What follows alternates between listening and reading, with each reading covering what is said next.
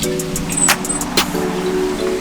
good morning everybody and welcome to the vlog. I tell you what, I'm not gonna lie to you, I'm a little beat up from that trip. It was insane. We worked our butts off, but we got so much accomplished, and I'm so happy to be back here at the Reptarium, seeing all my animals, spending the next couple weeks here before we head back down, finish up the Reptarium. This wall comes out here in just about a week, so things are starting to really pop, but it's gonna be an amazing day. Even if I'm tired, I'm gonna get through it because I'm excited to see all my animals.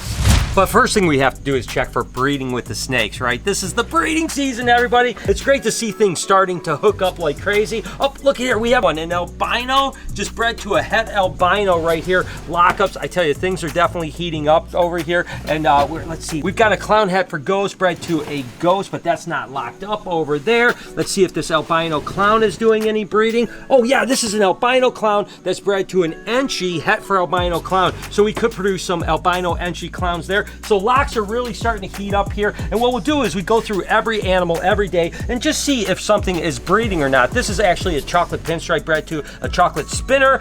Isn't hooked up right now. What I'll do is I'll switch all these males around when I'm done to get them into new females, but first thing I'm doing is just checking all these cages just to see if there's any locks and something like that, and then I'll write down what is locked. And basically what happens if something's breeding, I typically won't breed that female again for about 3 weeks, but I always keep an eye on follicular growth. Oh, look at this right here. Look at this. Take a look at this. This is interesting. This is actually an enchi banana pinstripe, and it's bred just to a big yellow belly female, but you can see he's trying to breed right now, but he's not locked up. So he's actually doing some courtship. So this isn't a lock, but that's a great sign. There's no doubt about that. And again, just kind of going through everything. Oh, look at this. This is another lock right here. This is actually an extreme gene banana spider that's bred to a chocolate pinstripe female. So that should be a really cool clutch. So another lock over here. Again, just look again. We got, oh, this is a beautiful animal. This is actually an extreme gene banana, but it's being bred to just a big old normal female, not locked up yet. And we do have some younger males that sometimes take a little time to get going. Sometimes you'll see 2 or 3 weeks before their first locks with those guys, so I'm not that worried about it. Oh, this is actually super cool. Oh, this is the exact same pairing that produced that super Lori pin leopard. This is actually a Lori leopard bred to a Lori pinstripe, so that could produce some really cool stuff for sure. Let's take a look right here. Oh yeah, this is super cool. This is actually a banana genetic stripe bred to a genetic stripe. Now the genetic stripe is recessive, the banana of course is incomplete dominant, so these animals are going to be all genetic stripe. Some are going to be banana genetic stripe, so that is super cool. Again, just kind of going through and seeing everything. It's so exciting, guys, it really is. Oh, I'm going to go ahead and shut that because I disrupted these guys a little bit. This is actually a calico pin yellow belly bred to a pastel. Could produce some really cool stuff. They were locked up, but I started to squirm away, so I'm just going to leave them alone really quick. Again, going through, it's been a really good breeding day, to be honest with you. So far things are going really well. Banana fire spider bred to a big pinstripe, no breeding on that one. So again, things are moving along pretty well. Just got to go through. This is a daily thing. As soon as I'm done here, again, I'll switch males into new cages. This is an extreme enchi banana pin. This is a beautiful snake right here. But then take a look at this female. They're not locked up yet, but look at that right there. That is actually a calico spider. Whew. I tell you what, that is amazing. So, all right, well, great start to the year for sure. Good to get these things marked up, switch the males around, and then move on to the next project.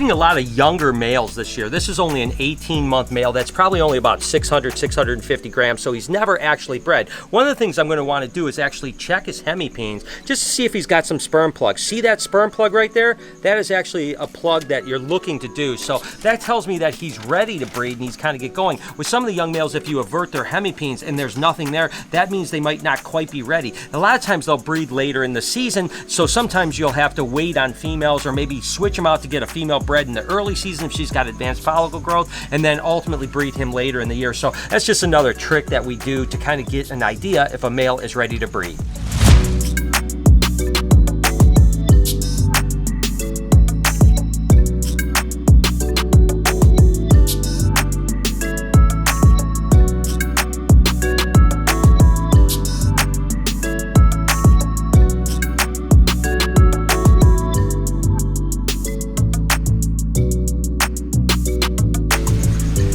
basically what I'm doing is I'm just trying to find out what the follicle growth is, just so it's a starting point, right? So we can see if there's actually growth in the next month or so when we actually start the breeding season. So I basically do, I'm going down trying to find either follicles, or I'm trying to find a big gallbladder, which is a huge black thing right there. You can see it, that huge black spot on the screen, that's its gallbladder. Now the oviduct is going to go right down here, so we can just follow that oviduct down, look around, and bam, there's the follicles right there. What I'll do is I'll just freeze the screen, and I come over here and I put a distance mark here. I go from this side and I can stretch it all the way to the other side. It looks like we're at about 11 millimeter follicle growth right now. So what I'll basically do is I'll mark that on the cage. Now in a few weeks when I come back, I can see has those 11 millimeters turned into 15 millimeters, so on like that. Just so you know, 10 millimeters or 1 centimeter is typically the jumping off point to the start of the breeding season. So this girl right here, which is a stinger bee, an Enchi spider, is ready to start getting bred.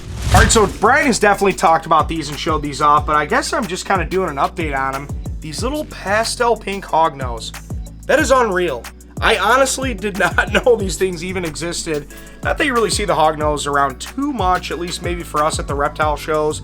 They'll be here and there, but that is such a cool animal. I don't know what it is about it. It's like that off pink. This is a really just little agile little snake right now. Usually they're pretty placid and stuff, but I really like these guys. I love the hognoses. I'm very curious to see. I've never seen a full-grown adult, so I'm really curious to see what it's going to look like as soon as it gets older, and just really excited to work with these animals too, man. This is going to be a really cool project. Sorry. Are we keeping that sucker? Yeah, we're keeping it. We just keep right there, dude. That's what I'm talking about. We're keeping her. Sorry, I'm still a child. All right, look at this. We've got a couple packages, and they are for the crew. So I think they're very excited. Yeah. Don't know who sent them. As always, it's just Amazon fulfillment. Maybe there's a note in here. So here, you guys want to dig in? Yeah, dig in, guys, dig in. Oh, wait, Nick, here, got a knife. Of course he does. Of course. Yeah.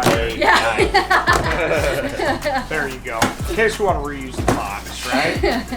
Ooh, wait a Probably second. This a looks bomber. good. Ooh, all right, well, all right. Yeah. So you guys get your Yeah. Oh my God. Nice.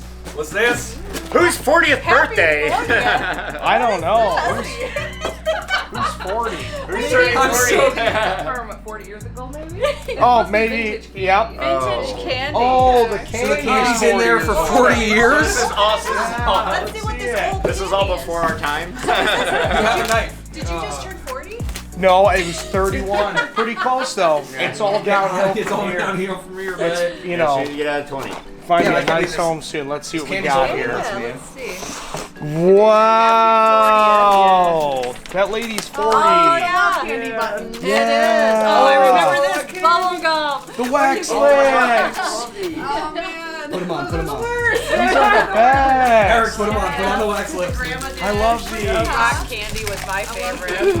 Oh, man, every grandma. Right here. Every grandma. My mom had those. Yeah, I know. Me too. This is awesome. Apple head. This is cool. You looking good, bro. Here we go. Give Mary a kiss. Give Mary a kiss. Nowadays. Yeah. Getting the lips. Yeah, yeah. Oh, I thought you meant. Oh, look at that! Candy I haven't seen snake. those in a minute. That's why I smoke cigarettes now. Oh, Yeah. really?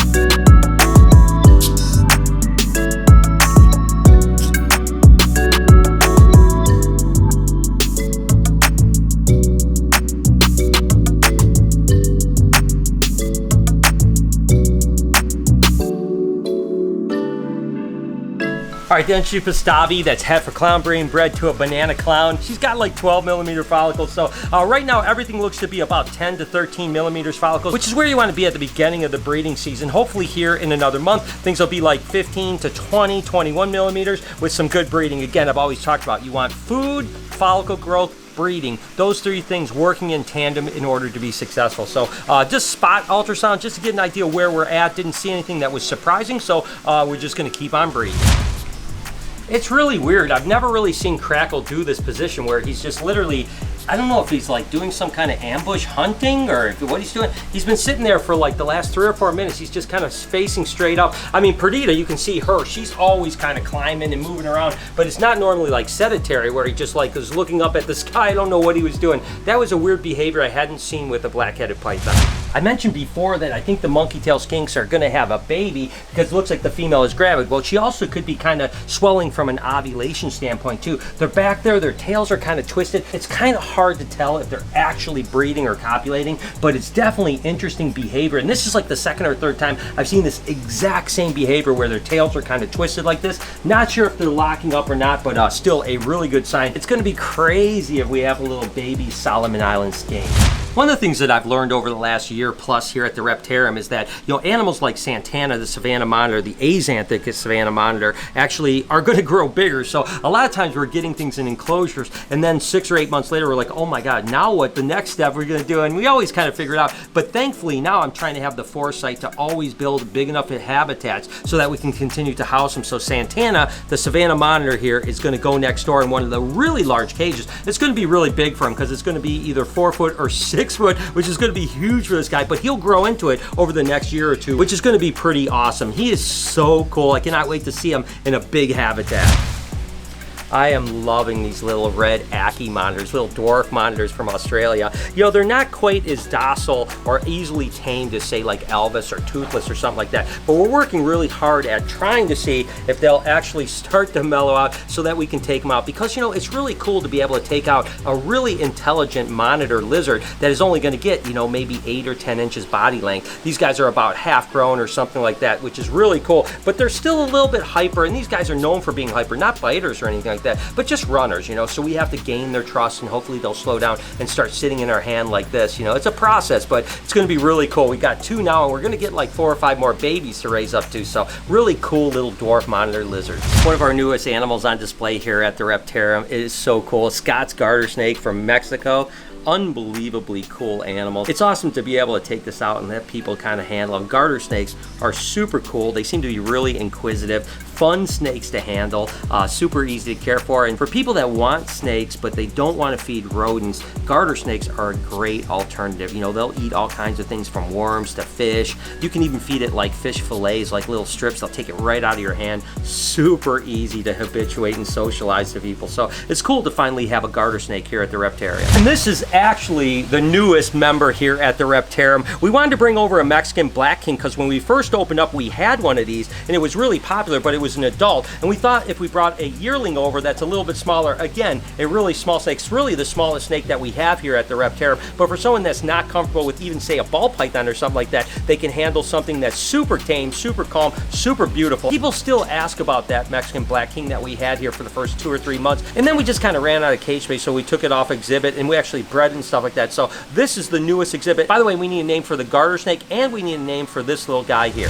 I guess a lot of people that would go on that insane road trip, drive through the night, everything else would probably take a day or 2 to recoup. But you know, when you run your own business, there's no time to really rest, to be honest with you. It was right back to it because we have a lot to do. Take a look at this scaleless motley corn snake. This is actually a female that should be ready to brumate here in the next couple weeks. We'll get a late brumation and then we'll go ahead and breed her. But you know, I love coming into the shop too. You know, it's hard for me to even imagine taking a day off, to be honest with you. By the way, this is a diffuse blood red corn snake that's het for ghosts, which is absolutely insane. And I think that's the thing, is that if you're really passionate about something, even if you're dog tired and you've been going like crazy and your body is telling you like take a break, you know, emotionally you want to be involved. And I can't stress enough how much I love being at the Reptarium BHB. It's exciting with the breeding season going on, exciting with the expansion next door. I mean, it is just going to be an incredibly good end to the year and beginning of 2020. With that said, that's it, guys. If you enjoyed this video, can you hit this video right here so you can help me with that click-through rate? Over here, you can run through an entire playlist if you don't mind. Subscribe right over here. Hit that subscribe button. Turn the post notification on.